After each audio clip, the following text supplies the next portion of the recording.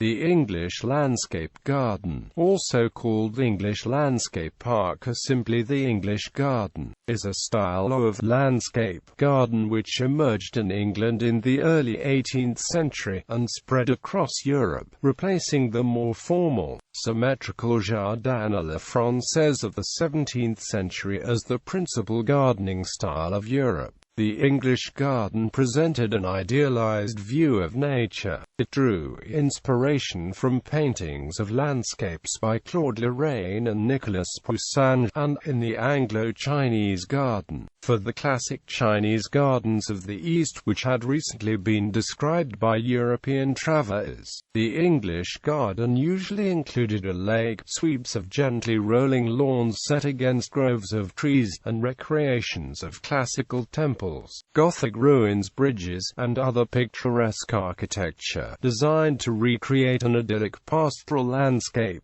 The work of Lancelot Capability Brown was particularly influential. By the end of the 18th century, the English garden was being imitated by the French landscape garden, and as far away as St. Petersburg, Russia, in Pavlovsk, the gardens of the future Emperor Paul. It also had a major influence on the form of the public parks and gardens which appeared around the world in the 19th century. History of the English landscape garden. The predecessors of the landscape garden in England were the great parks created by Sir John Vanbrugh and Nicholas Hawksmoor at Castle Howard, Blenheim Palace, and the Claremont Landscape Garden at Claremont House. These parks featured vast lawns, woods, and pieces of architecture, such as the classical mausoleum designed by Hawksmoor at Castle Howard. At the centre of the composition was the house, behind which were formal and symmetrical gardens in the style of the garden à la française, with ornate carpets of floral designs and walls of hedges, decorated with statues and fountains. These gardens, modelled after the gardens of Versailles, were designed to impress visitors with the size and grandeur. William Kent and Charles Bridgeman. The new style that became known as the English garden was invented by landscape designers William Kent and Charles Bridgeman, working for wealthy patrons, including Richard Temple, 1st Viscount Cobham, Richard Boyle, 3rd Earl of Burlington, and banker Henry Hoare. Men who had large country estates, were members of the anti-royalist Whig Party, had classical educations, were patrons of the arts, and had taken the grand tour to Italy, where they had seen the Roman ruins and Italian landscapes they reproduced in the gardens. William Kent was an architect, painter and furniture designer who introduced Palladian-style architecture to England. Kent's inspiration came from Palladio's buildings in the Veneto and the landscapes and ruins around Rome. He lived in Italy from 1709 to 1719, and brought back many drawings of antique architecture and landscapes. His gardens were designed to complement the Palladian architecture of the houses he built. Charles Bridgeman was the son of a gardener and an experienced horticulturist, who became the royal gardener for Queen Anne and Prince George of Denmark, responsible for tending and redesigning the royal gardens at Windsor, Kensington Palace, Hampton Court, St. James's Park and Hyde Park. He collaborated with Kent on several major gardens, providing the botanical expertise which allowed Kent to realize his architectural visions. Chiswick House. Kent created one of the first true English landscape gardens at Chiswick House for Richard Boyle, 3rd Earl of Burlington. The first gardens that he laid out between 1724 and 1733 had many formal elements of a garden à la française, including alleys forming a trident and canals, but they also featured something novel, a picturesque recreation of an Ionic temple set in a theatre of trees. Between 1733 and 1736, he redesigned the garden, adding lawns sloping down to the edge of the river and a small cascade. For the first time, the form of a garden was inspired not by architecture, but by an idealized version of nature. Rather Rousham House in Oxfordshire is considered by some as the most accomplished and significant of William Kent's work. The patron was General Dormer, who commissioned Bridgeman to begin the garden in 1727, then brought in Kent to recreate it in 1737.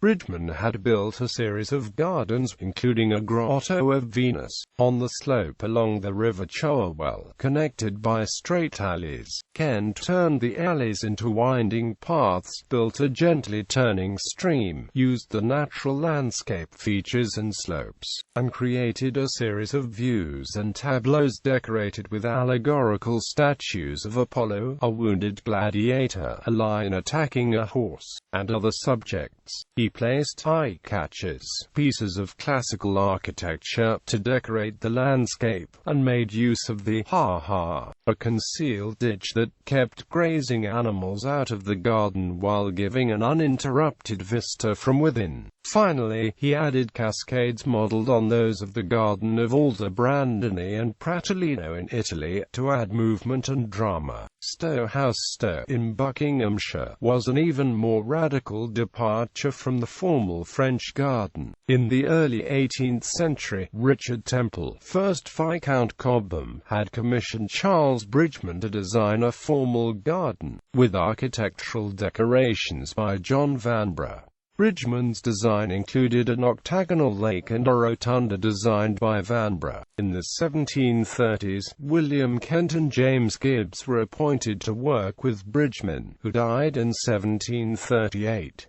Kent remade the lake in a more natural shape, and created a new kind of garden, which took visitors on a tour of picturesque landscapes. It eventually included a Palladian bridge, a temple of Venus, in the form of a Palladian villa, a temple of ancient virtues, with statues of famous Greeks and Romans, a temple of British worthies, with statues of British heroes, and a temple of modern virtues, which was deliberately left in ruins, which contained a headless statue of Robert Walpole, Cobham's political rival. The garden attracted visitors from all over Europe, including Jean-Jacques Rousseau. It became the inspiration for landscape gardens in Britain and on the continent. Stourhead, in Wiltshire, created by banker Henry Hoare, was one of the first picturesque gardens, inspired to resemble the paintings of Claude Lorrain. Hoare had travelled to Italy on the Grand Tour and had returned with a painting by Claude Lorrain. Hoare dammed a stream on his estate, created a lake, and surrounded the lake with landscapes and architectural constructions representing the different steps of the journey of Aeneas in the Aeneid by Virgil. The Great Age of the English Garden. Capability Brown, the most influential figure in the later development of the English landscape garden, was Lancelot Capability Brown, who began his career in 1740 as a gardener at Stowe under Charles Bridgeman, then succeeded William Kent in 1748. Brown's contribution was to simplify the garden by eliminating geometric structures, alleys,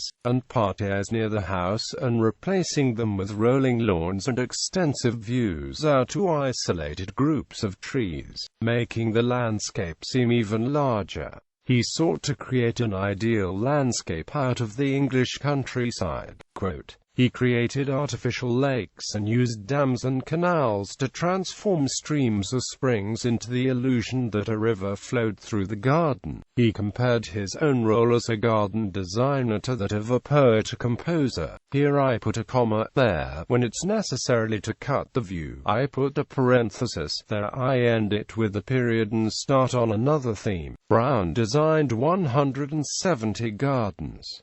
The most important were Petworth in 1752, Chatsworth in 1761, Burwood in 1763, Blenheim Palace in 1764, Humphry Repton. Humphry Repton was the last great English landscape designer of the 18th century, often regarded as the successor to Capability Brown. Repton hit upon the idea of becoming a landscape gardener after failing at various ventures and, sensing an opportunity after Brown's death, was ambitious to fill the gap and sent circulars round his contacts in the upper classes advertising his services to help clients visualize his designs. Repton produced red books with explanatory text and watercolors with a system of overlays to show before and after views. In 1794, Richard Payne Knight and Uvedale Price simultaneously published vicious attacks on the meagre genius of the Baron Ball, criticizing Brown's smooth, serpentine curves as bland and unnatural and championing rugged and intricate designs, composed according to picturesque theory, that designed landscapes should be composed like landscape paintings, with a foreground, a middle ground and a background.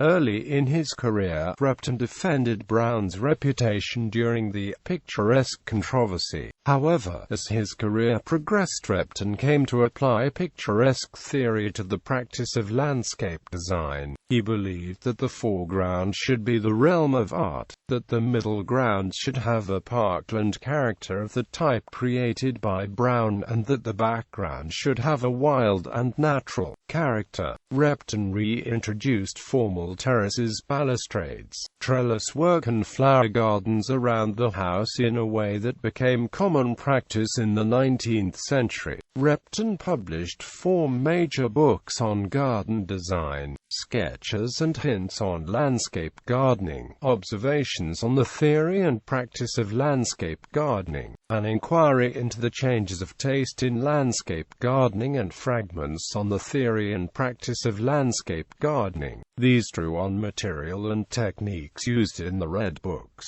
These works greatly influenced other landscape designers including John Claudius Loudon, John Nash, Jean-Charles Adolphe Alphen, Hermann Ludwig Heinrich Pacula Muskow and Frederick Law Olmsted.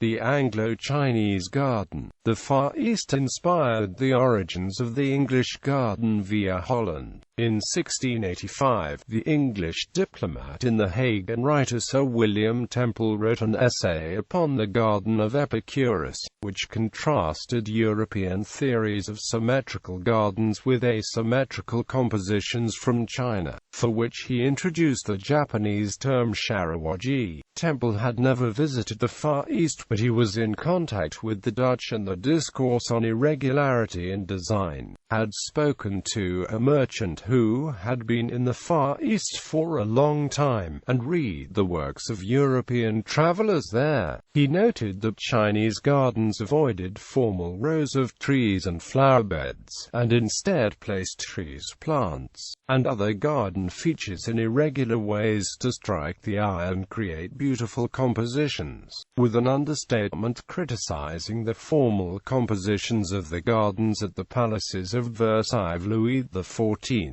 of France. His observations on the Chinese garden were cited by the essayist Joseph Addison in an essay in 1712, who used them to attack the English gardeners who, instead of imitating nature, tried to make their gardens in the French style, as far from nature as possible. The novelty and exoticism of Chinese art and architecture in Europe led in 1738 to the construction of the first Chinese house in an English garden, in the garden of Stowe House. The style became even more popular thanks to William Chambers, who lived in China from 1745 to 1747 and wrote a book, The Drawings, Buildings, Furniture, Habits, Machines and Utensils of the Chinese, published in 1757. In 1761 he built a Chinese pagoda house and garden in Kew, London, as part of Kew Gardens, a park with gardens and architecture symbolizing all parts of the world and all architectural styles. Thereafter Chinese pagodas began to appear in other English gardens, then in France and elsewhere on the continent. French and other European observers coined the term jardin Anglo-Chinese for this style of garden. The Gothic revival influence on English gardens. In the 1750s, classical architecture and Chinese architecture were joined by Gothic revival ruins in English gardens. This was largely the result of Horace Walpole, who introduced Gothic revival features into his house and garden at Strawberry Hill in Twickenham. At Stoke Capability Brown followed the new fashion between 1740 and 1753 by adding a new section to the park, called Hawkwell Hill of the Gothic Promenade, with a Gothic revival building. The English garden spreads to the continent. Descriptions of English gardens were first brought to France by the Abbé Leblanc, who published accounts of his voyage in 1745 and 1751. A treatise on the English garden, Observations on Modern Gardening, written by Thomas Whately and published in London in 1770, was translated into French in 1771. After the end of the 7 Years' War in 1763, French noblemen were able to voyage to England and see the gardens for themselves, and the style began to be adapted in French gardens. The new style also had the advantage of requiring fewer gardeners, and was easier to maintain than the French garden. One of the first English gardens on the continent was at Menonville, in France, built by Marquis René Louis de Girardin from 1763 to 1776 and based on the ideals of Jean-Jacques Rousseau, who was buried within the park. Rousseau and the garden's founder had visited Stowe a few years earlier. Other early examples were the Desert de Retz, Yvelines, the gardens of the Château de Bagatelle, in the Bois de Boulogne, west of Paris, the Folies Saint-James, in Neuilly-sur-Seine, and the Château de Méréville, in the Essonne department. Even at Versailles, the home of the most classical of all French gardens, a small English landscape park with a Roman temple was built by the Petit Trianon, and a mock village, the Hameau de Lorrain, Versailles, was created for Marie Antoinette. The new style also spread to Germany. The central English grounds of Wörlitz, in the Principality of Anhalt, was laid out between 1769 and 1773 by Prince Leopold III, based on the models of Clermont's Our Hidden Stowe landscape garden. Another notable example was the Englischer Garten in Munich, Germany, created in 1789 by Sir Benjamin Thompson. In the Netherlands, the landscape architect Lucas Peters Rudbard designed several gardens and parks in this style. The style was introduced to Sweden by Frederick Magnus Piper. The style also spread rapidly to Russia, where in 1774 Catherine the Great adapted the new style in the park of her palace at Tsarskoye Selo, complete with a mock Chinese village on a Palladian bridge, modelled after that at Wilton House. Characteristics of the English garden. The continental European English garden is characteristically on a smaller scale and more filled with eye-catches than most English landscape gardens. Grottos, temples, tea-houses, belvederes, pavilions, sham ruins, bridges and statues, though the main ingredients of the landscape gardens in England are sweeps of gently rolling ground and water, against a woodland background with clumps of trees and outlier groves. The name, not used in the United Kingdom, where landscape garden serves, differentiates it from the formal Baroque design of the garden à la française. One of the best-known English gardens in Europe is the Englischer Garten in Munich. The dominant style was revised in the early 19th century to include more gardenesque features, including shrubberies with gravelled walks, tree plantations to satisfy botanical curiosity, and, most notably, the return of flowers in skirts of sweeping planted beds. This is the version of the landscape garden most imitated in Europe in the 19th century. The outer areas of the home park of English country houses houses retain the naturalistic shaping. English gardening since the 1840s has been on a more restricted scale, closer and more allied to the residents. The canonical European English park contains a number of romantic elements. Always present is a pond, a small lake with a pier, a bridge. Overlooking the pond is a round hexagonal pavilion, often in the shape of a monopteros, a Roman temple. Sometimes the park also has a Chinese pavilion.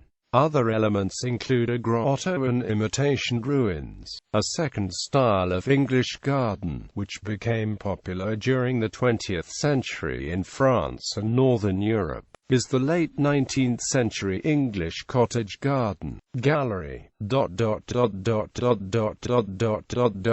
Bibliography